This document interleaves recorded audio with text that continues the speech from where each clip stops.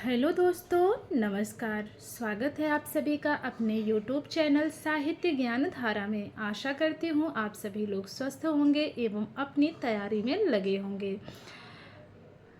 तो कल हम लोगों ने पढ़ लिया था भारतीय काव्य शास्त्र, कल समाप्त हो गया। आज से हम लोग देखेंगे पाश्चात्य काव्य शास्त्र के बारे में।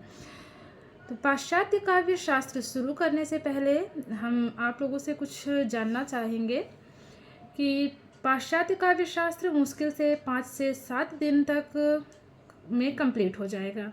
तो उसके बाद आप लोग किस बुक से पढ़ना चाहेंगे? व्याकरण शुरू किया जाए उसके बाद, या फिर साहित्य शुरू किया जाए? और जो कवियों की श्रृंखला चल रही थी वो भी 3 से 4-5 दिन की वीडियो और बची हुई होगी। तो इसके बाद आप लोग बताइएगा, कमेंट ज़रूर कीजिएगा कि इसके बाद आप लोग क्या पढ़ना चाहेंगे।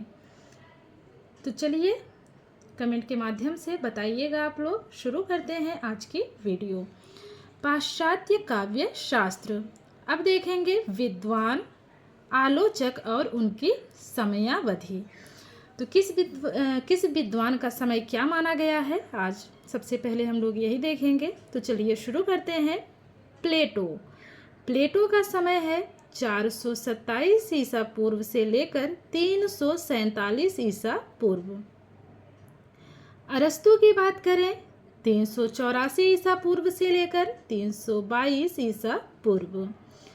उसके बाद समय आता है लोंगिनुस का। लोंगिनुस का समय है प्रथम या तृतीय शताब्दी ईस्वी। William Wordsworth. विलियम वर्ड्सवर्थ का है 1770 से लेकर 1850 ईस्वी। आगे देखेंगे Samuel Taylor Coleridge. Samuel Taylor Coleridge का समय है 1772 ईस्वी से लेकर 1834 ईस्वी। सैमुअल टेलर का समय माना जाता है 1772 ईस्वी से लेकर 1834 ईस्वी। बेनेदेत्तो क्रोचे। बेनेदेत्तो क्रोचे का समय है 1866 से लेकर 1952 ईस्वी। टॉमस स्टर्न्स एलियट की बात करें तो इनका समय है 1888 से लेकर के 1965 ईस्वी।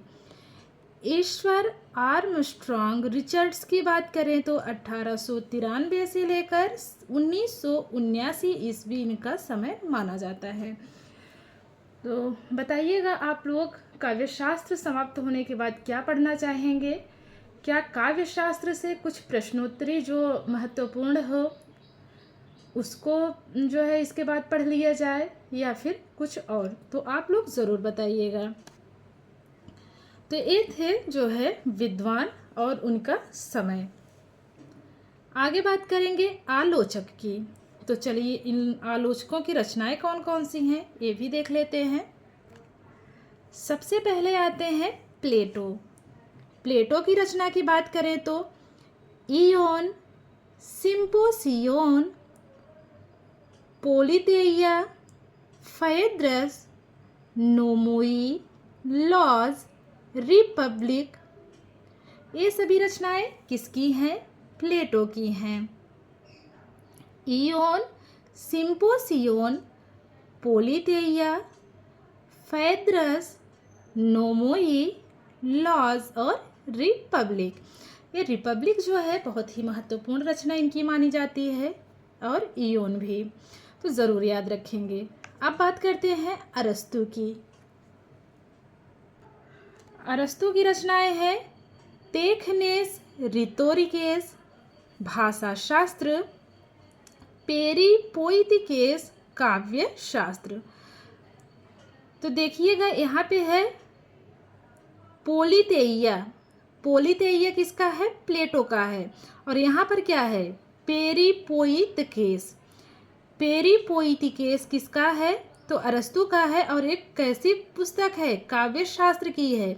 और टेखनेस रिटोरिकेस किसकी है? तो ये भाषा शास्त्र की है, अरस्तु की। आगे बात करते हैं लोंगिनोस। लोंगिनोस की रचना है पेरी इप्सुस। लोंगिनस का क्या है? पेरी इप्सुस। वर्ड्सवर्थ की रचना है लिरिकल बैलेट्स की भूमिका। वर्ड्सवर्थ ने क्या लिखा है? Lyrical ballads. लिरिकल बैलेट्स की इन्होंने भूमिका लिखी है। अगले जो आलोचक हैं प्लेटो, इनकी रचना है इयोन, सिम्पोसियोन, पोलितेया, फैद्रस, नोमोइलॉज, रिपब्लिक। ऊपर अभी हम लोगों ने जो देखा था वही फिर से दे दिया गया है एक बार, तो फिर से ही पढ़ लेते हैं, रिवीजन हो जाएगा, कोई दिक्कत की बात नहीं है। तो चलिए देखते हैं। फिर है अरस्तु, टेखनेस, तेखनेस, रिकेस भाषा शास्त्र है, पेरीपोइतिकेस काव्यशास्त्र है, लोंगिनुस का है पेरी इप्सुस। वर्ड्सवर्थ की बात करें तो इन्होंने लिरिकल बैलेट्स की भूमिका लिखी है। कॉलरिज की रचनाओं की बात करें तो इनका है बायोग्राफिया लिटरेरिया, 1817 ईस्वी की है। The friend, aids to reflection, church and state, confessions of the inquiring spirit. तो ये सभी है कॉलरिज की। बात करें बायोग्राफिया लिटरेरिया का तो इनकी महत्वपूर्ण रचना मानी जाती है, इसको ज़रूर याद रखेंगे। क्रोचे का है aesthetic, new essays on aesthetic. Richards की बात करें, इनका है द फाउंडेशंस ऑफ एस्थेटिक्स, 1922 ईस्वी समय है। द मीनिंग ऑफ मीनिंग, 1923 ईस्वी। The principles of literary criticism, 1924 ईस्वी। प्रैक्टिकल क्रिटिसिज्म, 1929 ईस्वी। साइंस एंड पोएट्री, आगे है द फिलॉसफी ऑफ रेटोरिक, 1936 ईस्वी। Coleridge on imagination viewed, experiments in multiple definition, basic rules of reason interpretation in teaching. अगली रचना की बात करें इनकी तो अगली रचना है the speculative instruments, poetries, their media and ends. तो ये सभी रचनाएं किसकी हैं? रिचर्ड्स की हैं। अब बात करते हैं टी.एस. एलियट की। इनकी रचना है द सेक्रेड वुड, 1920 ईस्वी। Selected essays, essays ancient and modern, homage to John Dryden. अगली रचना है Elizabethan essays, the use of poetry and the use of criticism. तो ये सभी रचनाएं हैं टी.एस. एलियट की। तो अभी तक हमने देखा पाश्चात्य विद्वानों का जन्मकाल और उनकी महत्वपूर्ण रचनाओं के बारे में। अब यहाँ से देखते हैं। सबसे पहले है प्लेटो का जन्म हुआ था। तो प्लेटो का जन्म कहाँ हुआ था? एथेंस में हुआ था। प्लेटो का जन्म एथेंस में हुआ था। और प्लेटो के गुरु का क्या नाम था? तो प्लेटो के गुरु थे सुकरात। आगे है गुलामी मृत्यु से भी भयावह है, यह कथन किसका है? यह कथन है प्लेटो का। गुलामी मृत्यु से भी भयावह है कथन प्लेटो का है और बहुत ही महत्वपूर्ण कथन है ये, इसको जरूर याद रखेंगे। आगे है आदर्श राज्य से कवियों के बहिष्कार की बात किसने की? प्लेटो ने की है। प्लेटो ने यथार्थ किसे माना है? प्लेटो ने यथार्थ किसे माना है? तो प्रत्यय जगत को माना है। प्लेटो ने यथार्थ किसे माना है? प्रत्यय जगत को माना है। आगे देखेंगे वस्तु जगत प्रत्यय जगत का अनुकरण है और कला जगत वस्तु जगत का। इस प्रकार कला जगत अनुकरण का अनुकरण है, यह मत किसका है? तो इसको कैसे कनेक्ट करेंगे? यहाँ पे दिया गया है अनुकरण का अनुकरण, तो ये बात कौन कर रहे हैं? ये बात कर रहे हैं प्लेटो। अगला पॉइंट है, कला की अनुकरण मूलकता की उद्भावना का श्रेय किसे है? तो प्लेटो को, जो प्लेटो हैं इनको ये श्रेय दिया जाता है। तो जहाँ बात अनुकरण की आएगी वहाँ पर कौन होंगे? वहाँ पर प्लेटो होंगे। अगला पॉइंट है, कला को अनुकरण का अनुकरण मानकर उसमें मिथ्यात्व का आरोप कर किसने कला को हेय माना है? तो प्लेटो ने माना है। तो जहाँ बात अनुकरण की आएगी ध्यान रखेंगे वहाँ पर प्लेटो होंगे 90%। और ये कहाँ पे होगा? पाश्चात्य काव्य शास्त्र में होगा। आगे देखेंगे, कला के अनुकरण मूलकता के संदर्भ में प्लेटो के मत में प्रमुख दोष है कलागत सर्जनाशीलता की अवहेलना। आगे देखेंगे, प्लेटो ने काव्य हेतु माना है ईश्वरीय उन्माद को माना है। ईश्वरीय उन्माद से तात्पर्य है दैवीय प्रेरणा को। तो फिर से इसको देखेंगे, महत्वपूर्ण है। प्लेटो ने काव्य हेतु किसे माना है? ईश्वरीय उन्माद को माना है। ईश्वरीय उन्माद से तात्पर्य है देवीय प्रेरणा से। आगे है, प्लेटो किस प्रकार के दार्शनिक हैं? तो ये प्रत्ययवादी माने जाते हैं। प्लेटो किस प्रकार के दार्शनिक है? तो प्लेटो प्रत्ययवादी दार्शनिक माने जाते हैं। प्लेटो का कला विषयक दृष्टिकोण क्या है? विधेयात्मक या मानकीय। कला के मूल्य या प्रयोजन के संदर्भ में प्लेटो का दृष्टिकोण है उपयोगितावादी और नैतिकतावादी। फिर से देखेंगे, कला के मूल्य या प्रयोजन के संदर्भ में प्लेटो का दृष्टिकोण है उपयोगितावादी और नैतिकवादी। अब देखेंगे, प्लेटो ने काव्य के 3 प्रमुख भेद स्वीकार किए हैं। कौन कौन से? अनुकरणात्मक अर्थात प्रहसन और दुखांतक नाटक। वर्णनात्मक, इसके अंतर्गत है डिथिरैम्ब या प्रगीत। मिस्र की बात करें तो महाकाव्य जैसे होमर के इलियड, ओडेसी। तो प्रश्न यहाँ कैसे बन सकता है? प्लेटो ने काव्य के प्रमुख भेद कितने स्वीकार किए हैं? तो इन्होंने 3 भेद स्वीकार किए हैं। महत्वपूर्ण है, ध्यान रखेंगे। और वो 3 भेद कौन कौन से हैं? तो अनुकरणात्मक, वर्णनात्मक और मिश्र। तो ज़्यादा इसको तो ज़रूर याद रखेंगे, बाकी इतना डिटेल में तो मुझे नहीं लगता कि पूछा जाएगा, लेकिन इसको तो ज़रूर याद रखेंगे कि प्लेटो ने काव्य के प्रमुख भेद 3 माने हैं। कौन कौन से? अनुकरणात्मक, वर्णनात्मक और मिश्र। चलिए आगे देखते हैं। प्लेटो का ईओन नामक ग्रंथ संबंधित है नाट्य शास्त्र से। तो जो इनका ईओन है, ईओन रचना बहुत ही महत्वपूर्ण है और इसका संबंध किस ग्रंथ से माना जाता है? तो भरत मुनि के नाट्य शास्त्र से माना जाता है। आगे बात करेंगे, प्लेटो के संपूर्ण चिंतन का मुख्य उद्देश्य क्या है? आदर्श राज्य निर्माण। अरस्तु का जन्म कहाँ हुआ था? तो अभी यहाँ तक हम लोगों ने देखा था प्लेटो के बारे में। तो इनके बारे में जो महत्वपूर्ण बिंदु है, प्लेटो का जन्म एथेंस में हुआ था। प्लेटो के गुरु सुकरात थे और इनका एक बहुत ही प्रसिद्ध कथन है जो परीक्षा में कई बार पूछा जा सका है, जो बहुत बार पूछा जा चुका है कि गुलामी मृत्यु से भी भयावह है। तो यह कथन किसका है? प्लेटो का है। तो किसी को अगर मृत्यु परोस कर दी जाएगी प्लेट में तो कोई स्वीकार करेगा? नहीं करना चाहेगा, क्योंकि वह स्थिति सोच के ही कैसी लगती है? भयावह प्रतीत होती है ना।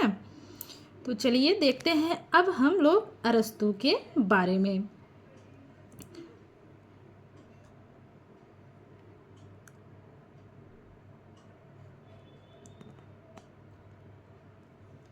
अरस्तु का जन्म कहाँ हुआ था?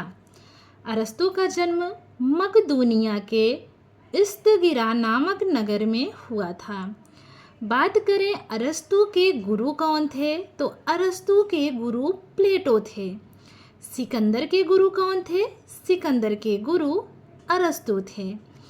तो सिकंदर के गुरु अरस्तु थे, अरस्तु के गुरु प्लेटो थे, प्लेटो के गुरु सुकरात थे। तो ये गुरु शिष्य परंपरा आप लोग ज़रूर याद रखेंगे। पुनः सुन लीजिए, सिकंदर के गुरु अरस्तु थे, अरस्तु के गुरु प्लेटो थे और प्लेटो के गुरु सुकरात थे। चलिए देखते हैं।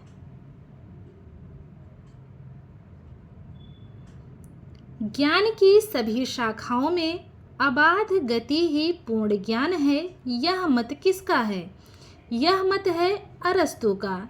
ज्ञान की सभी शाखाओं में अबाध गति ही पूर्ण ज्ञान है, यह मत है अरस्तु का। अनुकरण एवं विरेचन सिद्धांत के प्रवर्तक कौन माने जाते हैं? तो अरस्तु माने जाते हैं। महत्वपूर्ण है, जितने भी बिंदु हैं इसमें दिए गए सभी अपने आप में महत्वपूर्ण हैं और सबसे प्रश्न बनने की संभावना है। इनमें से तो अब एक साथ सभी प्रश्न तो नहीं पूछे जाएंगे, लेकिन प्रश्न होता है ना कि हम कहीं कहीं किसी पुस्तक में 8-10 लाइनें पढ़ते हैं तो उसमें 2 प्रश्न बनते हैं, 3 बनते हैं, लेकिन इस पुस्तक में सभी जो है प्रश्न महत्वपूर्ण हैं, सभी लाइन महत्वपूर्ण है। आगे देखेंगे अगला पॉइंट है, अनुकरण एवं विरेचन सिद्धांत के प्रवर्तक अरस्तु माने जाते हैं। कला प्रकृति का अनुकरण करती है। कला क्या करती है? कला प्रकृति का अनुकरण करती है, यह कथन है अरस्तु का।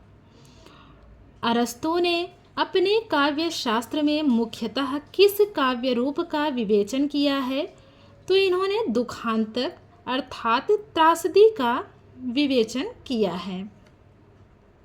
अरस्तु के अनुसार कलाओं के भेदक तत्व कितने माने जाते हैं? 3 माने जाते हैं। कौन कौन से? माध्यम, विषय और पद्धति।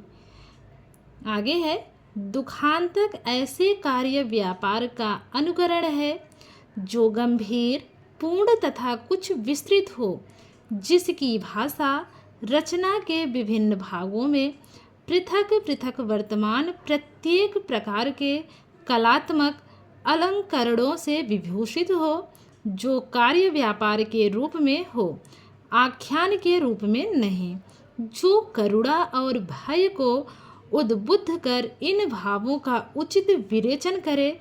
दुखांतक त्रासदी की यह परिभाषा किसने दी?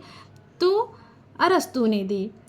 तो दुखांतक का प्रयोग किसने किया है? अरस्तु ने किया। अभी हम लोग ऊपर ही पढ़े थे इसको कि अपने काव्यशास्त्र में इन्होंने दुखांतक अर्थात त्रासदी का प्रयोग किया है, विवेचन किया है ना।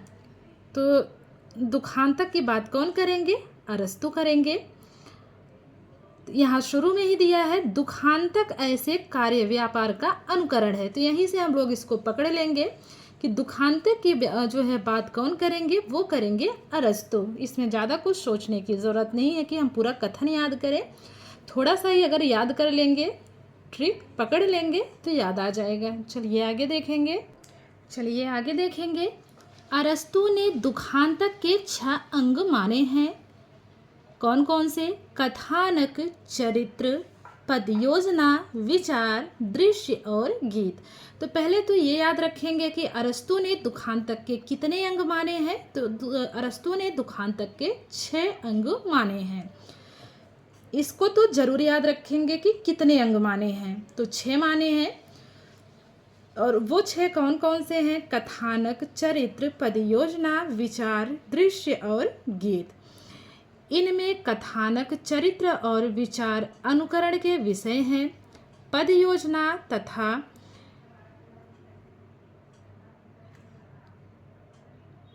गीत अनुकरण के माध्यम हैं। दृश्य अनुकरण की पद्धति या प्रणाली है। तो फिर से देखेंगे, ये जो 6 अंग इन्होंने माने हैं उसमें जो है कथानक, चरित्र और विचार अनुकरण के विषय हैं। ये तीनों किसके विषय हैं? अनुकरण के विषय हैं। पद योजना तथा गीत क्या है? अनुकरण के माध्यम है।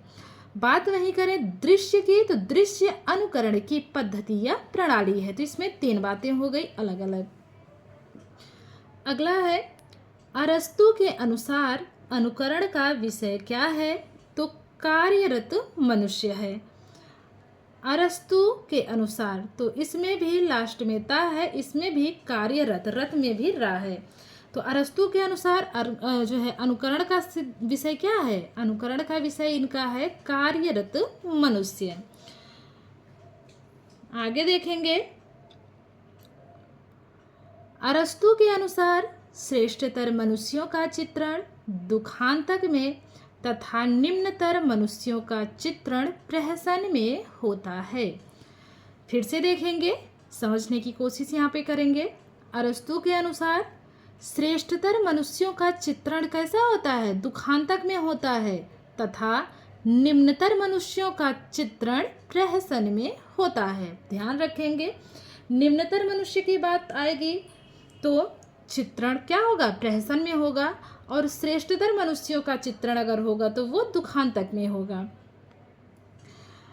आगे है अरस्तु के अनुसार दुखांतक एवं प्रहसन के भेद का आधार क्या है? तो उसमें चित्रित मनुष्यों की उच्चता एवं निम्नता। तो दोनों है, ध्यान रखेंगे, उच्चता और निम्नता। अभी हम लोगों ने ऊपर देखा ना कि श्रेष्ठतर की बात इन्होंने की और निम्नतर की बात की है। तो इस प्रकार जो है इन्होंने प्रहसन के 2 भेद किए। प्रहसन के भेद का आधार क्या माना है? उसमें चित्रित मनुष्यों की उच्चता एवं निम्नता को इन्होंने माना है। अब देखेंगे आगे, अरस्तु के अनुसार कथानक से तात्पर्य है घटनाओं की कलात्मक संरचना। अरस्तु के अनुसार कथानक से तात्पर्य क्या है? तो घटनाओं की कलात्मक संरचना मानी जाती है।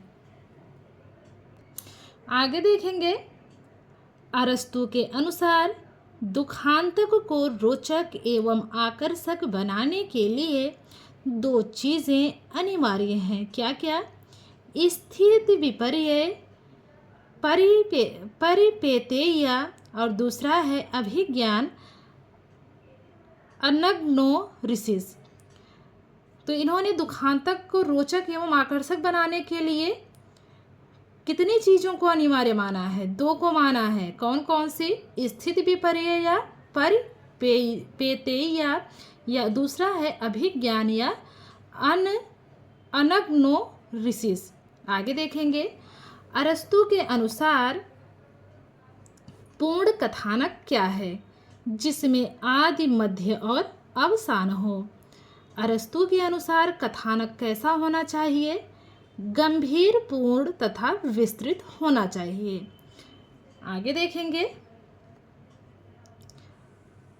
अरस्तु के अनुसार कथानक का विस्तार होना चाहिए तो आनुपातिक होना चाहिए। अरस्तु के अनुसार सौंदर्य की पहली शर्त क्या मानी जाती है? तो अनुपात मानी जाती है। आगे देखेंगे अरस्तु के अनुसार काव्य इतिहास से अधिक दार्शनिक तथा उच्चतर वस्तु है, क्योंकि काव्य सामान्य को अभिव्यक्त करने का प्रयास करता है और इतिहास विशेष को। सामान्य से अरस्तु का तात्पर्य यह है कि कोई व्यक्ति किसी अवसर पर संभाव्यता अथवा आवश्यकता के नियमानुसार कैसा आचरण करेगा, कैसा व्यवहार करेगा, इसका ज्ञान होना चाहिए। सही बात है। अब जैसे किसी का आचरण जो है सही नहीं रहेगा, नियम से कोई चीज़ नहीं चलेगी, व्यवहार सही नहीं होगा, तो फिर वो अभिव्यक्ति जो है किसी लायक नहीं होती है, उसको कोई नहीं पसंद करेगा। आगे है प्लेटो ने काव्य और दर्शन से विरोध माना है तथा दर्शन को काव्य से श्रेष्ठ बताया है। तो इसमें महत्वपूर्ण क्या है याद रखने लायक? प्लेटो ने काव्य और दर्शन से विरोध माना है। एक बात तो यहाँ पे ये पूरी हो गई। अब दूसरी बातें क्या कहना चाह रहे हैं? अब जो प्लेटो हैं उन्होंने दर्शन को काव्य से श्रेष्ठ बताया है। तो दर्शन और काव्य में प्लेटो ने श्रेष्ठ किसे माना है? तो दर्शन को इन्होंने श्रेष्ठ माना है। काव्य को इन्होंने क्या किया है? पीछे छोड़ दिया है, दर्शन को प्राथमिकता दी है। अरस्तु के अनुसार काव्य इतिहास और दर्शन से श्रेष्ठ क्योंकि काव्य सामान्यता की सिद्धि करता है। आगे है, अरस्तु ने कितने प्रकार के कथानकों का उल्लेख किया है? 3 प्रकार के। कौन कौन से? ऐतिहासिक, काल्पनिक और आनुश्रुतिक। आगे देखेंगे, प्लेटो ने कवि को अनुकर्ता माना है, जबकि अरस्तु ने कवि को निर्माता कहा है। अरस्तु के अनुसार दुखांतक की आत्मा क्या मानी जाती है? किसे मानी जाती है? तो कथानक को माना जाता है। अरस्तु के अनुसार चरित्र के लिए 4 आवश्यक तत्व हैं: अच्छाई, औचित्य, यथार्थ और सुसंगति। आगे देखेंगे, अरस्तु ने काव्य का सर्वोत्तम रूप किसे माना है? दुखांतक को माना है।